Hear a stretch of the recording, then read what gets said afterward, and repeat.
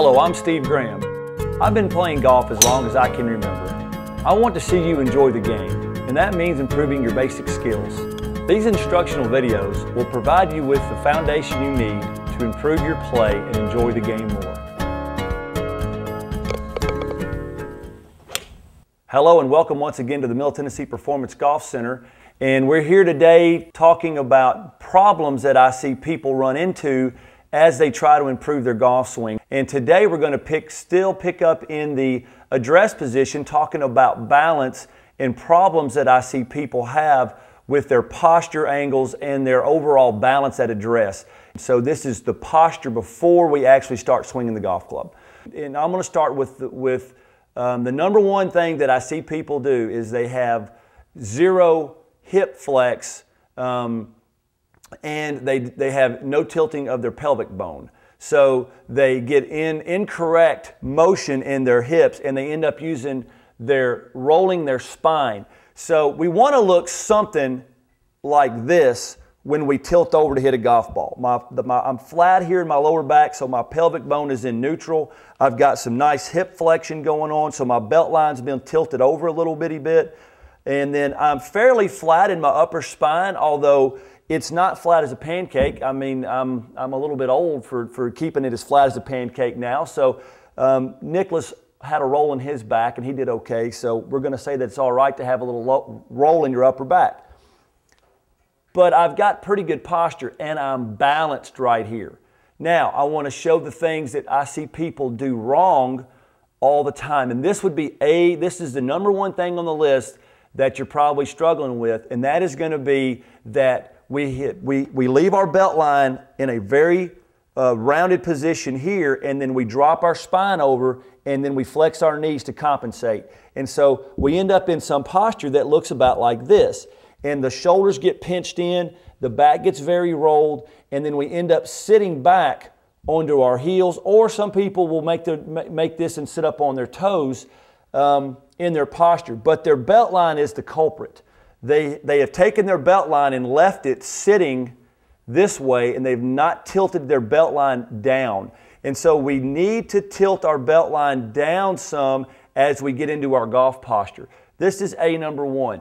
As you do that, we don't want to get what we would call S-curve, meaning that we get this S-curve in our back or C-curve in our back where it gets to going this way. We want to try to get our pelvic bone into neutral position and get a nice flat lower back.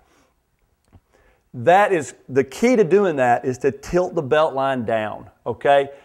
That would be the number one. If you can really work on getting that position correct and getting some tilting of your belt line, then you're going to be able to have a nice flat lower back, which is what we're looking for, okay? Second thing that I see is on people on their toes for a variety of reasons. And I want to reiterate the fact that you can always check that.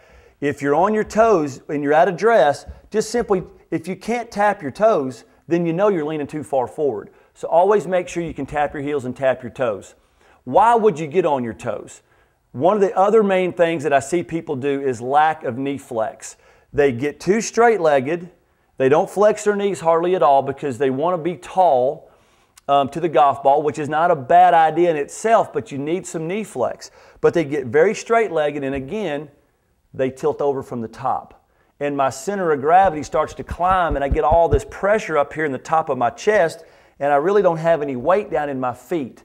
And I have no flex in my knees, and I end up looking something like this.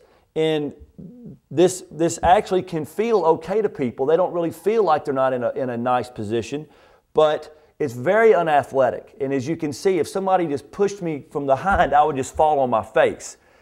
Lack of knee flex, really a common flaw that people make, and they get off balance. It raises up that center of gravity, makes you very wobbly. You have no pressure on the ground.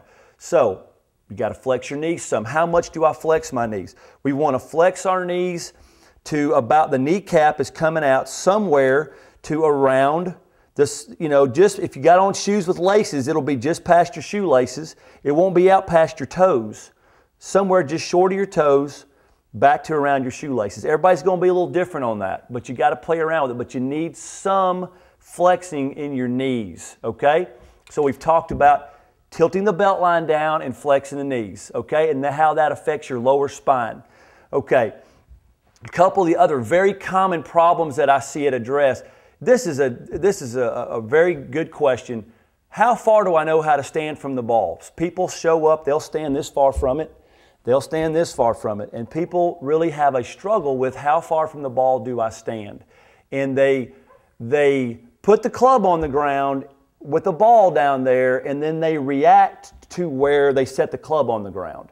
That is the improper way to start your address position.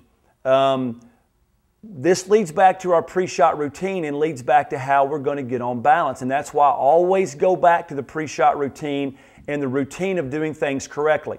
You've taken your grip, you've walked into the golf ball. Now, if I start here and I stand tall and I spread my feet out, I take my posture, and wherever the club hits the ground, then I have to either move up to the ball or move away from the ball. But I don't ever want to set the club on the ground and then try to build my posture around this arbitrary position I've put the club on. That's how most people do it. They'll sit the club on the ground, they'll sit it way out from them, or they'll sit it real close to them, and they try to build their posture around this club that's either too far away or too close. Remember, the proper way to get your balance, take your grip, spread your feet out, shoulders width, stand up nice and tall, flex, and tilt. And wherever the club hits the ground, that is where you should stand. Your 9-iron is shorter than your 5-iron, and your 5-iron is shorter than your driver. So naturally, you're going to be closer to your 5-iron than you are to your driver. Okay, so you're going to stand closer on shorter clubs and further away on long clubs. That's the natural progression of the bag. But it works the same. You take your posture, let the club hit the ground, that's where you stand. You don't set the club on the ground and then try to react to where that club is. Okay, I hope that's very clear. Those are very common mistakes that I see people make. The single best way to get a handle on your posture and your balance is to work in front of a mirror. At home, you can use all sorts of different things. You can use your car window to stand in front of if you don't have a mirror in your house, or you get your, anything where you can see your reflection and work on your posture is going to help you get a handle on this. Can't tell you how important it is to get on balance and get tension-free at address. So work on those things. I hope a couple of these points are really hitting home with you out there, because I see these mistakes all the time. Stick with it, get your posture right, get on balance, and you're gonna hit better golf shots and see yourself improve quickly. Thanks again for watching. Can't wait to see you next time. Hello and welcome to our web tip of the day, and today we're going to be talking about re-gripping, and we're not talking about taking your grip off and putting a new grip on. We're talking about actually your hands coming off the golf club during your golf swing, and I'm going to show you a way to check and make sure that's not happening to you, and if it is happening to you, you need to address it. I mainly see this problem in the left hand, so that's what we're going to work on today, is how to assess whether or not your left hand is coming loose during the golf swing. So all you got to do is just get any golf club out of your bag will work. I would recommend a 5 or 6 iron would be perfect. Take your grip with your left hand, or if you're right-handed, reverse this. Take a tee, slip it underneath the heel pad of your left hand so the tee is being secured by the pad of your left hand on the golf club. Then go ahead and take your grip. And when you swing back, if the tee falls out, you'll know that your hand has come loose during your swing.